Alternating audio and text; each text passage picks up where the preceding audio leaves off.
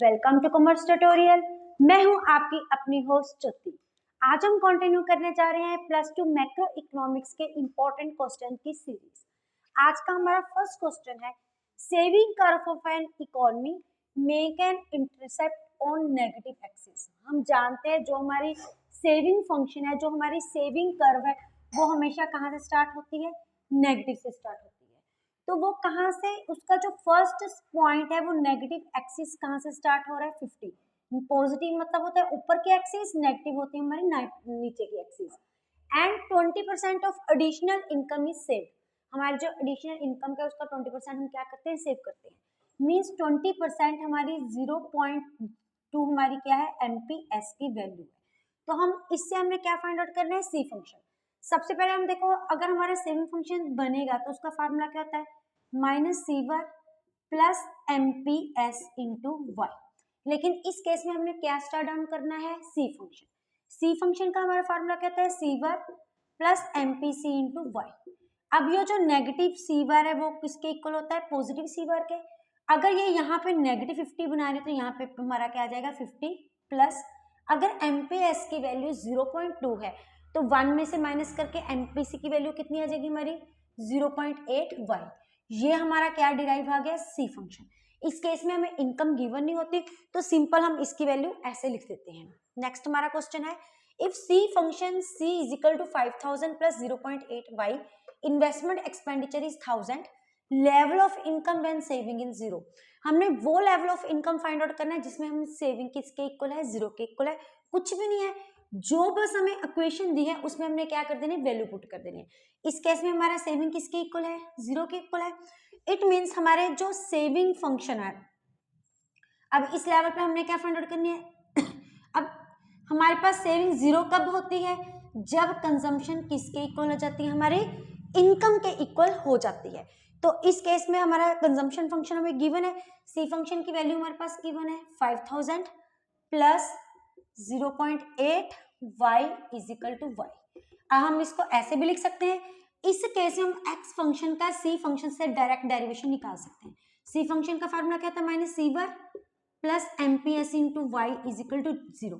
Condition क्या find out की है? Saving is equal to 0। Saving function जो हमें ऊपर फार्मूला था वो हमने फार्मूला क्या कर दिया? अप्लाई कर दिया।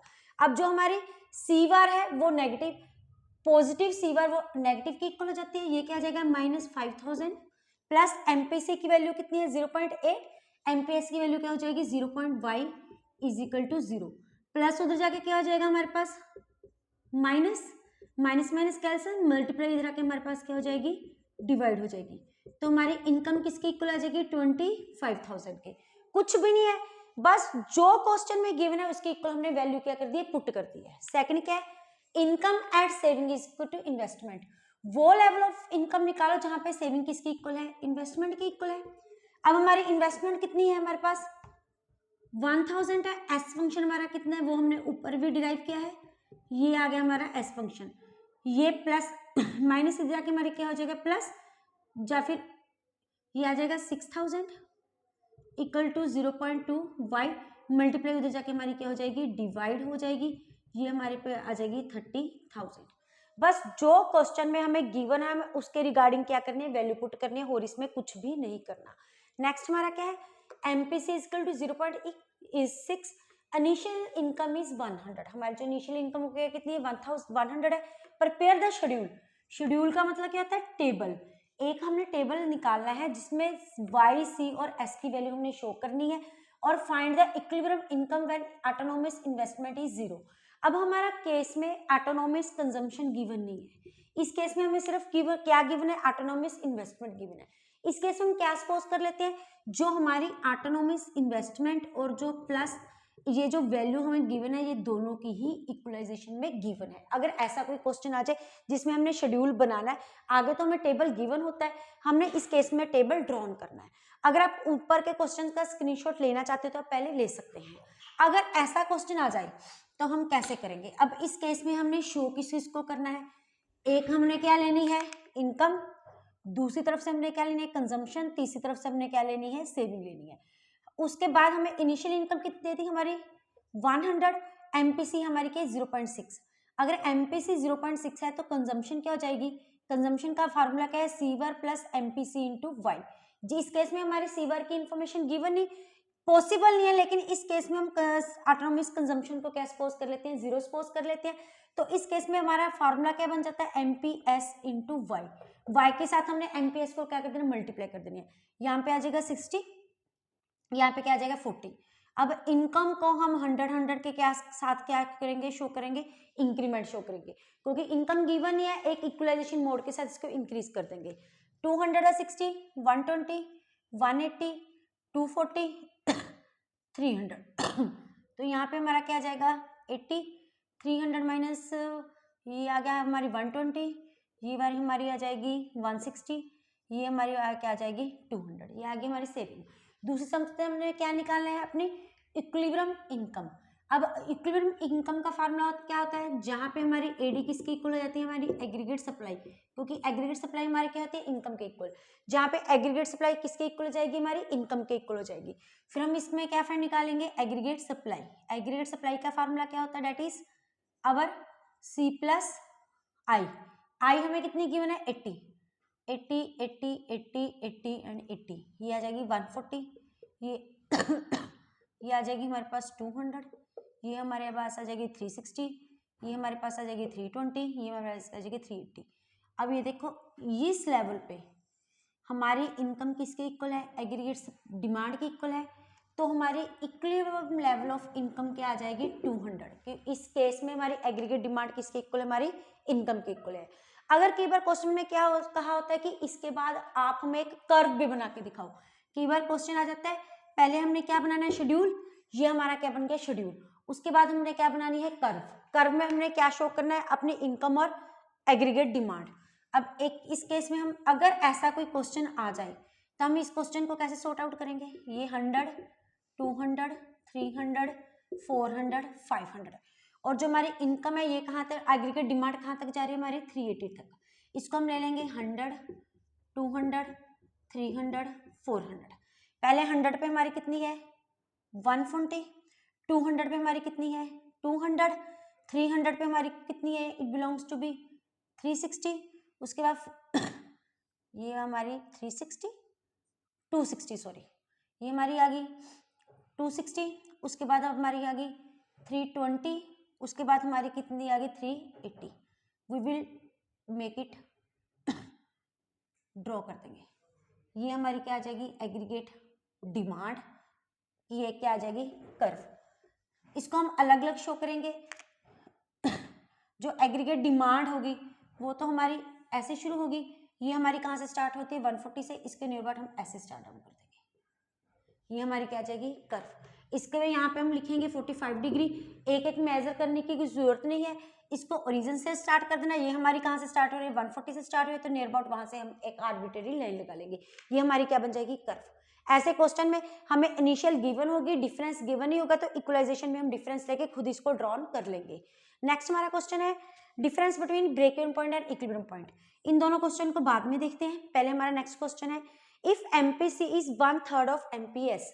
अगर हमारी एमपीसी की वैल्यू है 1/3 ऑफ क्या है एमपीएस है, इस केस में हमने एमपीएस को क्या सपोज कर लिया, हमारा क्वेश्चन नंबर कितना है 6। एमपीएस हमारा कितना हो गया, सपोज करो एक्स, तो एमपीसी हमारा क्या हो गया 1/3 ऑफ एक्स, क्योंकि ये एमपीएस क्या है 1/3 है। ऐसे क्वेश्चन को देखे कंफ्यूज नहीं होना, जैसे हम 10th में एल्जेब्रिक मेथड के साथ करते थे वैसे ही करना है। Consumption at zero level of income is 40, ये zero level of income means ये हमारे पास कितनी आ गई ऑटोनॉमिक कंजम्पशन। ऑटोनॉमिक कंजम्पशन हमारे पास कितनी है 40। फाइंड आउट सी फंक्शन, हमने क्या फाइंड आउट करना है सी फंक्शन और एस फंक्शन। सी फंक्शन और एस फंक्शन को फाइंड आउट करने के लिए पहले हमें इनकी वैल्यू चाहिए। हमारे पास एक थ्योरम होती है MPS plus MPC is equal to 1। इस केस में हमारे पास एमपीएस कितना है एक्स और एमपीसी क्या है हमारा 1/3 of X is equal to 1। अगर हम इनको प्लस करेंगे तो हमारे पास क्या आ जाएगा 3x + 1/3 is equal to X is equal to 1, 4x/3 is equal to 1, x is equal to 1/, ये आ गया हमारा 0.7। ये हमारी किसकी वैल्यू आ गई एमपीसी इज 1/3, ये हमारे पास आ गई एमपीएस की। एमपीसी हमारे पास क्या आ जाएगा 0.25। अगर हमने कंजम्पशन फंक्शन लिखना है तो वो हमारे पास क्या है, जीरो लेवल ऑफ इनकम है हमारे पास 40, 0.2 y। अगर इस केस में हम एस फंक्शन देखेंगे वो हमारे पास क्या जाएगा -40, 0.75 y। इस केस में क्या था हमारा एमपीसी क्या था 1/3 ऑफ एमपीएस। एमपीएस हमारा क्या आ गया x, एमपीसी क्या आ जाएगा 1/3x। जो हमें इक्वेशन में गिवन है बस हमने वो वैल्यू क्या कर दी, पुट कर दी।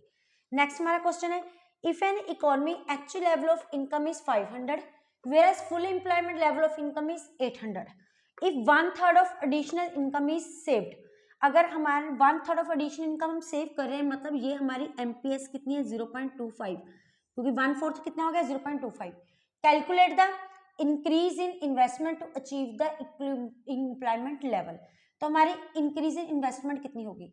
अब हमें इनकम की वैल्यू गिवन है, एक हमारे पास 500 है, एक हमारे पास 800 है।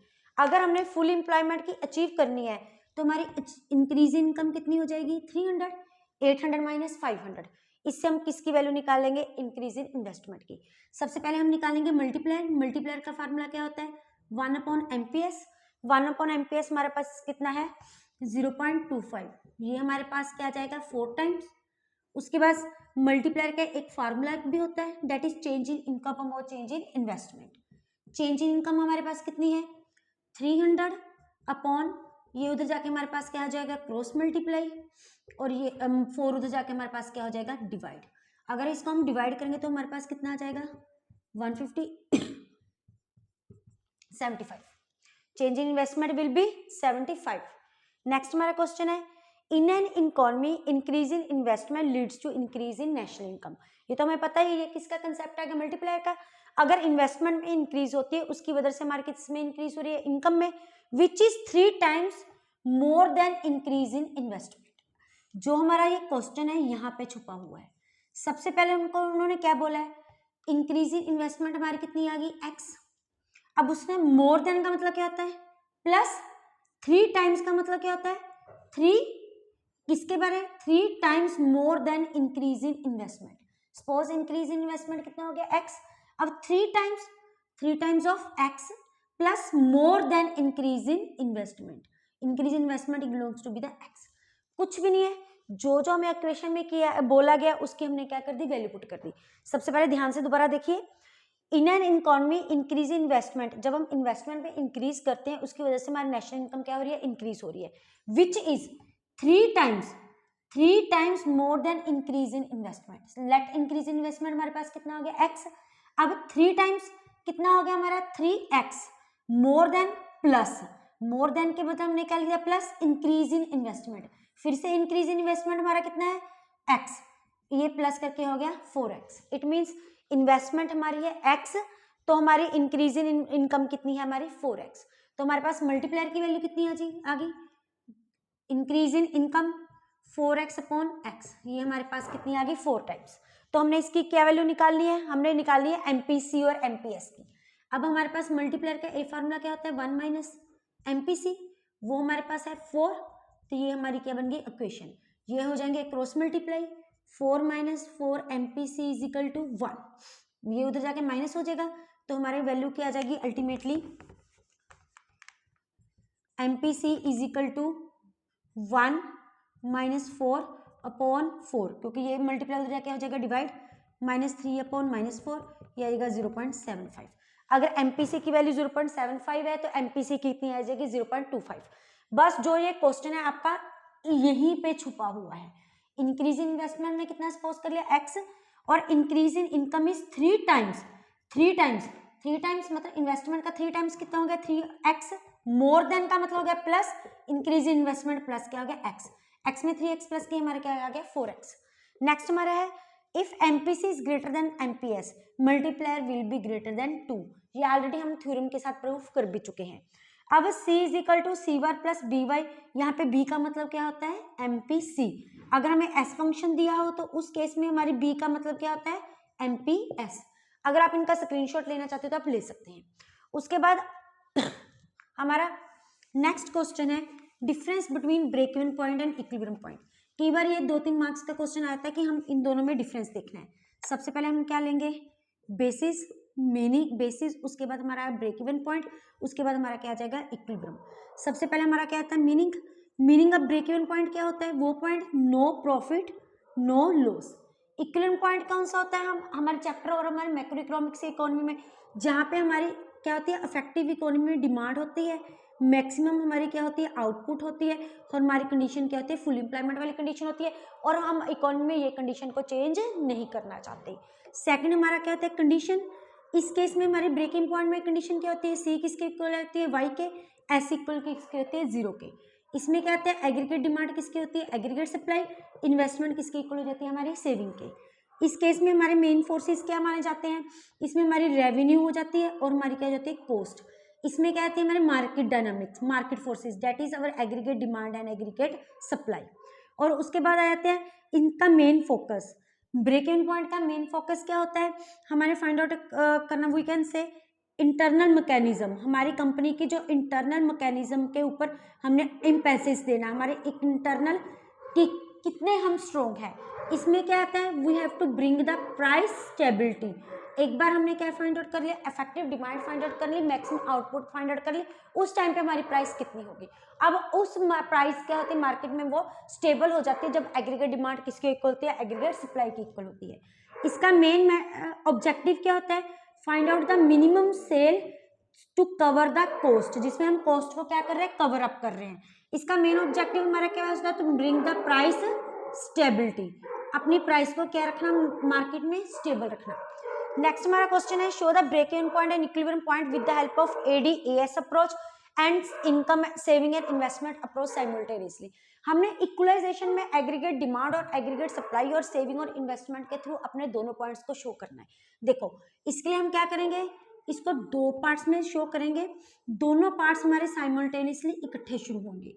एक पार्ट में हम क्या बनाएंगे अपनी aggregate demand and aggregate supply, नीचे हमारे आ जाएगी इनकम आउटपुट एंड एम्प्लॉयमेंट, नीचे हम क्या छोड़ेंगे सेविंग एंड इन्वेस्टमेंट, और यहाँ पे same income output and employment. हम जानते हैं हमारी जो एग्रीगेट सप्लाई वो कहाँ पे स्टार्ट होती है 45 डिग्री ऑफ एंगल से, और ये आइडेंटिकल किसकी होती है हमारी इनकम से। एग्रीगेट डिमांड हमारी एक्स एक्सिस से ऊपर से स्टार्ट होती है, ये हमारी क्या होती है C+S, ये हमारी होती है CI+I। और इस केस में हमें कंजम्पशन फंक्शन को भी क्या करना पड़ेगा शो करना पड़ेगा, क्योंकि जो हमारा ब्रेक इवन पॉइंट है वो किसकी हेल्प से शो करेगा हमारा कंजम्पशन फंक्शन की हेल्प से शो करना पड़ेगा। तो इसका मतलब यहाँ पे एग्रीगेट डिमांड के हमें सारे के सारे कंपोनेंट्स इक्वलाइजेशन में दिखाने पड़ेंगे। ये हमारी कौन सी कर्व आ गई इन्वेस्टमेंट की कर्व, ये हमारी कौन सी कर्व आ गई कंजम्पशन की कर्व, और ये वाला पॉइंट जिसमें कंजम्पशन और इनकम इक्वल हो रहे हैं वो हमारा कौन सा पॉइंट है ब्रेक इवन पॉइंट है। कोरस्पॉन्डिंग इसके नीचे हम क्या ड्रॉ करेंगे एक लाइन, और जहां पे हमारी कंजम्पशन फंक्शन का गैप है वहां पे इक्वलाइजेशन करके हम कट करके कहां पे पॉइंट ले लेंगे अपना सेविंग फंक्शन पे, क्योंकि ये जो हमारी ऑटोनोमस कंजम्पशन है वो किसके इक्वल है माइनस ऑटोनोमस सेविंग के इक्वल है, और इस पॉइंट पे हमारी सेविंग किसके इक्वल है जी के इक्वल है, जीरो के इक्वल है। तो ये पॉइंट हमारा कब बन जाता है हमारा ब्रेक इवन पॉइंट, ये पॉइंट कौन सा होता है हमारे इन्वेस्टमेंट। दूसरी यहाँ पे हम क्या शो करेंगे ऊपर से एग्रीगेट डिमांड, जो एग्रीगेट डिमांड है उस किसके कॉम्बिनेशन होते हैं C+I, और इस पॉइंट में हमारी एग्रीगेट डिमांड किसके इक्वल है एग्रीगेट सप्लाई के, तो ये हमारा कौन सा हो जाता है इक्विलिब्रियम पॉइंट। इसके कोरस्पॉन्डिंग एक हम नीचे लाइन ड्रॉ करेंगे, और इस पॉइंट पे हमारी दूसरी कंडीशन क्या होती है इन्वेस्टमेंट किसके इक्वल होती है सेविंग के इक्वल। हम यहाँ पे करके देखा अभी हमारा ब्रेक इवन पॉइंट पे C किसके इक्वल होना चाहिए Y के इक्वल। अब जो हमारा B पॉइंट है ये हमारी किसकी रिप्रेजेंट कर रही है C को, ये किसको रिप्रेजेंट कर रही है Y को, ये कौन सा हो गया ब्रेक इवन पॉइंट। और दूसरी कंडीशन क्या है सेविंग किसके इक्वल है जीरो के, और इस पॉइंट पे हमारी सेविंग किसके इक्वल है जीरो के, और ये वाला पॉइंट जहाँ पे हमारी एग्रीगेट डिमांड और एग्रीगेट सप्लाई कट कर रही है वो कौन सा पॉइंट है इक्विलिब्रियम पॉइंट। कोरस्पॉन्डिंग इन्वेस्टमेंट किसके इक्वल होगी हमारी सेविंग के इक्वल, और यहाँ पे हमारा क्या आ गया पॉइंट, यहाँ से ड्रॉन करती हम एक straight line which is horizontal parallel to X axis draw करेंगे, और ये पॉइंट हमारा क्या आ जाएगा इक्विलिब्रियम पॉइंट। इनको आपको साइमल्टेनियसली ऊपर और नीचे हमारे पास इतना टाइम नहीं होता स्केल्स के साथ मेजर करके बनाए, इनको इक्वलाइजेशन के साथ प्रॉपर डिस्टेंसिंग लेके अपनी पेंसिल के साथ मार्क करके प्रॉपर वे से बनाएंगे तभी ये इक्वलाइजेशन माना जाएगा। अगर ये पॉइंट्स ऊपर और नीचे आप अलग अलग शो करोगे तो आपका क्वेश्चन गलत माना पड़ जाएगा। जैसे बी का कोरस्पॉन्डिंग पॉइंट यहाँ पे आपको मार्क करके बताना पड़ेगा, ये रहा हमारा बी पॉइंट। ई का कोरस्पॉन्डिंग पॉइंट हम नीचे हो गया हमारा ई, ऊपर हो गया पॉइंट, ये हो गया। अब जो बी पॉइंट शो कर रहा है ऊपर नीचे, वो हमारा कौन सा है, ब्रेक इवन पॉइंट। इस पॉइंट पे सी किसके इक्वल है, वाई के इक्वल, सेविंग इसके किसके इक्वल है, हमारी 0 के इक्वल। दूसरी तरफ हमारा जो ई पॉइंट है, ये कौन सा हमारा इक्विवेलेंट पॉइंट है। इस केस में हमारी एडी किसकी इक्वल है, एएस की इक्वल है, और हमारी एस किसके इक्वल है, आई के इक्वल है। ये हो गया, हम सेम डायग्राम पे हम ब्रेक इवन पॉइंट और इक्विवेलेंट पॉइंट शो कर रहे हैं। तो फिर अगर हम इसको एक्सप्लेनेशन करेंगे तो हम क्या लिखेंगे, एक को part A, in the part A X axis वो है taken income, output and employment, Y axis पे हम क्या ले रहे हैं, एडी और एएस ले रहे हैं, और बी पार्ट पे हम एक्स एक्सिस में सेम ले रहे हैं और वाई एक्सिस में हम क्या ले रहे हैं, सेविंग और इन्वेस्टमेंट ले रहे हैं। और सबसे पहले ए पार्ट में we have drawn the AS curve which is at 45 degree angle which is identical to income, and is I is our investment curve which is parallel to x axis which remains the constant at our level of income, and C function is our consumption function or it starts from the autonomous consumption. In the below point a point equal to the autonomous consumption would mark a negative point at same distance at this point, and at the point where consumption is equal to income, this point belong to B point corresponding to a point on our saving function. In this case saving is also 0, B is known to our break-even point which is parallel to each other in both the axes. Afterwards AD is our aggregate demand which is a combination of C plus I which is upward sloping positive related to our income. इनकी shapes के बारे में बता देंगे. And in the below curve I is our investment which remains the constant at level of income and shown by the horizontal line. E point at the point E and A part in this case aggregate demand is equal to aggregate supply and corresponding to the B point. At this point saving is also equal to investment and this is known to be the equilibrium point. In this case B refers to break even point, E refers to our equilibrium point. इनको बड़े ध्यान से देख लो, अगर आप इनका screenshot लेना चाहते हो आप ले सकते हैं। वीडियो अच्छी लगे इसको लाइक करें, ज्यादा से ज्यादा शेयर करें ताकि मैक्सिमम स्टूडेंट्स के पास इसका बेनिफिट पहुंच सके। चैनल को सब्सक्राइब करना ना भूलें। Thank you, have a nice day.